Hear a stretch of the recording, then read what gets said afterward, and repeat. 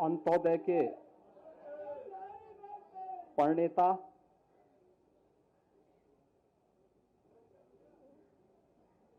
महान राजनीतिक विचारक पंडित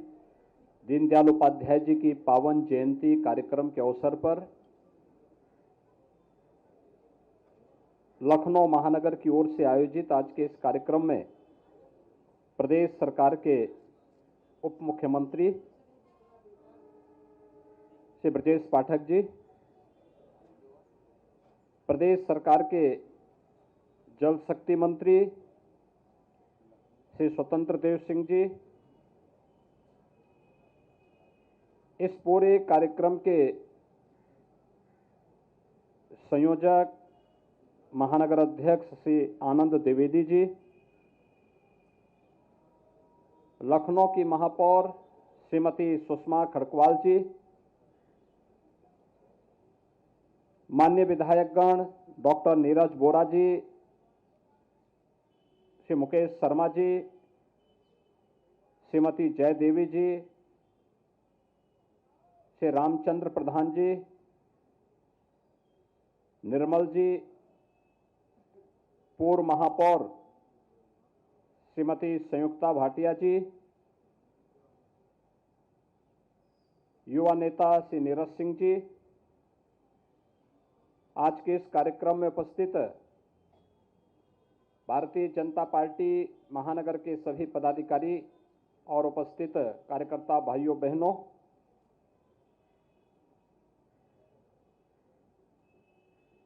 आज अंत्योदय के प्रणेता एकात्म मानव दर्शन के माध्यम से भारत की दृष्टि को भारत के राजनीतिक एजेंडे का हिस्सा बनाने वाले, राजनीति में शुचिता, पारदर्शिता और ईमानदारी के प्रबल समर्थक पंडित दीनदयाल उपाध्याय जी की पावन जयंती है। इस अवसर पर उत्तर प्रदेश शासन की ओर से और उत्तर प्रदेश की 25 करोड़ जनता की ओर से मैं पंडित जी के श्री चरणों को नमन करते हुए विनम्र श्रद्धांजलि अर्पित करता हूं। हम सब जानते हैं कि पंडित दीनदयाल उपाध्याय जी का जन्म, जो उनकी वास्तविक जन्मभूमि है, वह उत्तर प्रदेश ही है। उत्तर प्रदेश के मथुरा जनपद में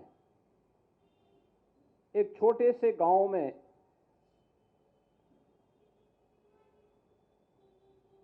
उनकी जन्मभूमि बनने का सौभाग्य प्राप्त हुआ। उन्होंने शिक्षा उत्तर प्रदेश के अलग अलग संस्थानों में अर्जित की। बचपन से ही अपने धुन के पक्के और कुशाग्र बुद्धि के होने के नाते स्कॉलरशिप मिलती गई और उनकी पढ़ाई आगे बढ़ती गई।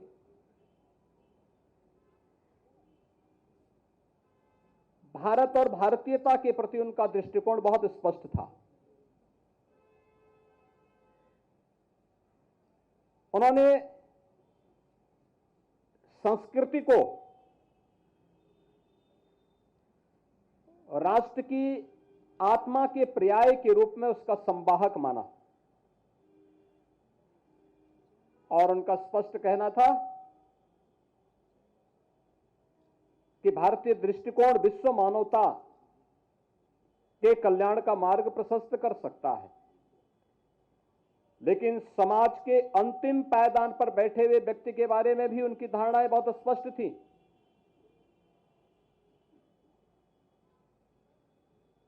पंडित दीनदयाल उपाध्याय जी ने बहुत स्पष्ट कहा था कि आर्थिक उन्नति और प्रगति का पैमाना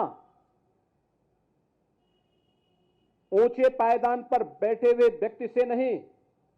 बल्कि इसका पैमाना सबसे नीचे पायदान पर बैठे हुए व्यक्ति से की जानी चाहिए। हमने प्रगति कितनी की है, इसका मापक आर्थिक रूप से संपन्न व्यक्ति नहीं हो सकता, बल्कि सबसे निचले पायदान पर बैठे हुए व्यक्ति से हमें इसकी समीक्षा करनी चाहिए, आत्मावलोकन करना चाहिए कि हम कहां सफल हुए, कहां विफल हुए।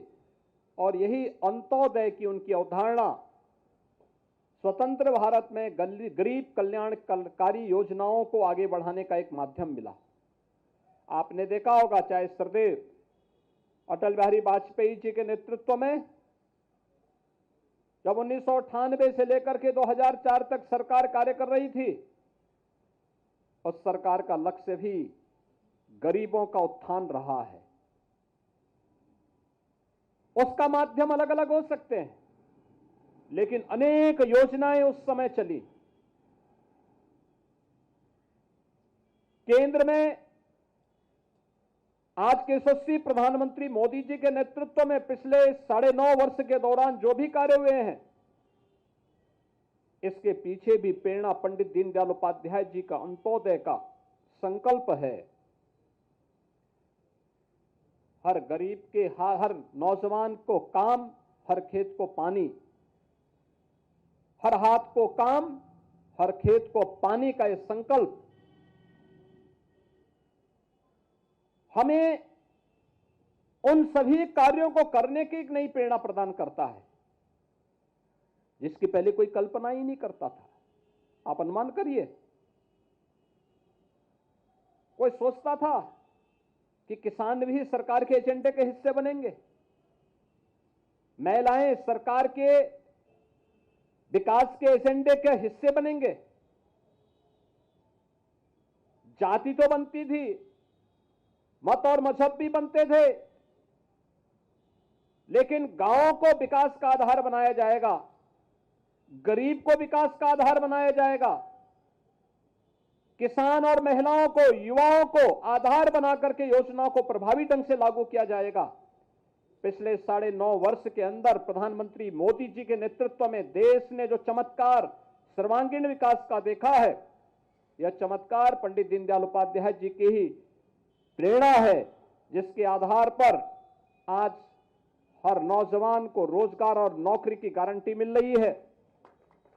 जहां पर महिलाओं को समान अधिकार प्राप्त हो रहा है, किसान को प्रधानमंत्री किसान फसल बीमा योजना से लेकर के प्रधानमंत्री किसान सम्मान निधि का लाभ मिल रहा है, एमएसपी के आधार पर लागत का 1.5 गुना दाम देने की कार्रवाई हो रही है,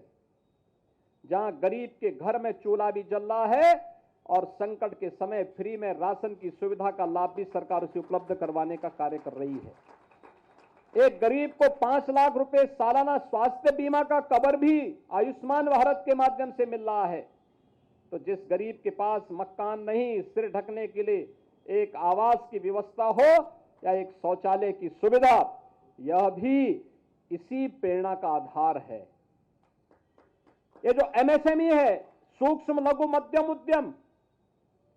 जो रोजगार सृजन का एक माध्यम बनता है, लेकिन बिना किसी हो हल्ला के चुपचाप लोगों के आर्थिक स्वावलंबन का आधार बनता है।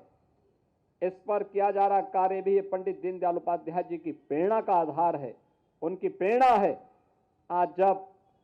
उनके इस पावन जयंती के अवसर पर हम सब यहां पर एकत्र हुए हैं, इस अवसर पर उनकी प्रेरणा हम सब के लिए प्रकाश स्तंभ बनकर के, प्रकाश पुंज बनकर के एक नई हमेशा प्रेरित करते रहेगी। इस विश्वास के साथ मैं आप सब कार्यकर्ताओं को इस बात के लिए बधाई देता हूं कि डबल इंजन सरकार के द्वारा जो कार्यक्रम हो रहे हैं, उसको प्रभावी ढंग से लागू करने के लिए किए जा रहे आप सबके प्रयास, मुझे लगता है यह पंडित दीनदयाल उपाध्याय जी के प्रति हम सब की ओर से विनम्र नमन और श्रद्धांजलि है। एक बार फिर से पंडित दीनदयाल उपाध्याय जी को उनकी पावन जयंती के अवसर पर नमन करते हुए, उनकी स्मृतियों को नमन करते हुए, मैं प्रदेश सरकार और प्रदेश की जनता की ओर से विनम्र श्रद्धांजलि अर्पित करता हूं। जय हिंद। वीके न्यूज उत्तर प्रदेश उत्तराखंड, सच का सारथी।